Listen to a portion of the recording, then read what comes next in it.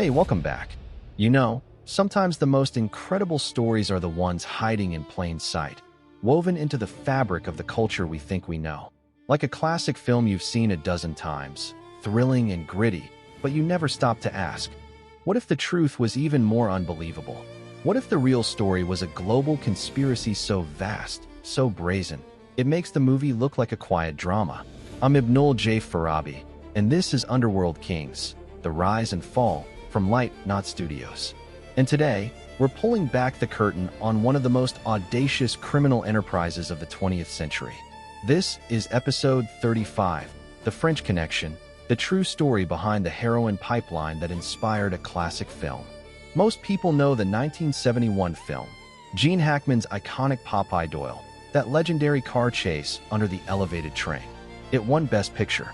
But the real operation, the one that flooded America with heroin in the 1960s, wasn't just a New York cop story. It was an international machine, a syndicate with its heart in the cobblestone streets of Marseille. And it all started, improbably, with the collapse of the French colonial empire. After World War II, as France lost its grip on Indochina, a lot of former intelligence operatives, soldiers, and colonial police found themselves out of work, disillusioned, and with very specific skills. Many drifted back to Marseille, a port city with a long, flexible relationship with the law. At the same time, the Corsican mafia, the milieu, had a firm grip on the city's underworld.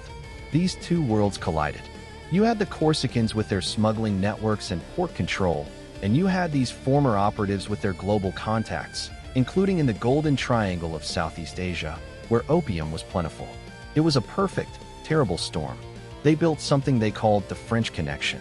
It wasn't a single organization, but a loose, efficient consortium.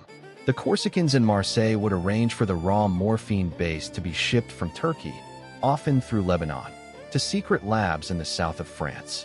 These weren't shady backrooms. Some were sophisticated, factory-sized operations hidden on remote farms. There, chemists, often with legitimate pharmacy degrees, would refine it into pure, potent heroin. Then, using the port of Marseille, they'd ship it to the United States, hidden in everything from cars and furniture to, in one famous case, a shipment of religious statues. The product was so good, so pure, it was given a brand name, Blue Magic, and New York City was its primary destination. This is where the film's plot kicks in. In real life, it was two NYPD detectives, Eddie Egan and Sonny Grosso, who began to piece it together. They weren't the polished investigators you see on TV.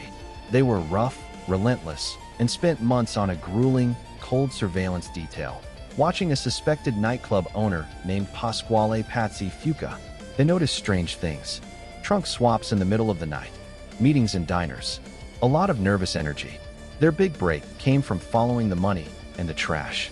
Literally, through painstaking surveillance, they traced a car to a known gambler, and eventually to a visiting French television personality named Jacques Angelvin. Angelvin was the glamorous link, using his celebrity to move without suspicion. The cops' work was a masterpiece of old-school, shoe-leather detective work, freezing in unheated cars, drinking bad coffee, and just watching. For months. The climax, the one immortalized in the film, happened on the night of February 7, 1962.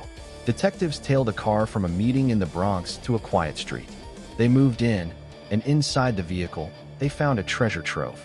But it wasn't in the glove compartment or under the seat. They had to dismantle the car. And there it was, hidden in the rocker panels, the secret compartments along the sides of the chassis, were 112 pounds of nearly pure heroin. Its street value? About $32 million in today's money. It was the largest narcotic seizure in history at that time. The chase, the seizure, it was all real. But that seizure, massive as it was just a snapshot. It was a single delivery from a pipeline that had been flowing for years. And this is where the real story diverges from the film and gets even darker. Taking down that one shipment didn't break the French Connection. It was a setback. The pipeline adapted. The real blow came from an entirely different direction: international politics. In the early 1970s, the French government, under pressure from the US and wanting to clean up Marseille's image, finally took serious action. They granted special powers to a magistrate named Pierre Michel, a man as determined as any New York detective. He He went after the Corsican bosses with a vengeance, indicting hundreds. At the same time, Turkey, under a new agreement with the US, banned all opium poppy cultivation in 1972, severing a key supply link. The combination was fatal. The labs closed. The routes dried up. The connection was severed not by a lone bullet or a car chase, but by geopolitical force. But the legacy is complex. That heroin fueled an addiction epidemic in American cities that changed communities forever. It's a tragic, human cost that can't be forgotten. Yet, the mechanics of the operation were a chilling feat of illicit engineering. It was globalized crime before globalization was a common term. They saw opportunity in the ruins of empire, connected continents, and exploited gaps in international law. As an engineer, I can't help but analyze the system. The ruthless efficiency of it is both horrifying and fascinating. It was a dark mirror to legitimate global trade. So the next time you see that film, remember the deeper truth.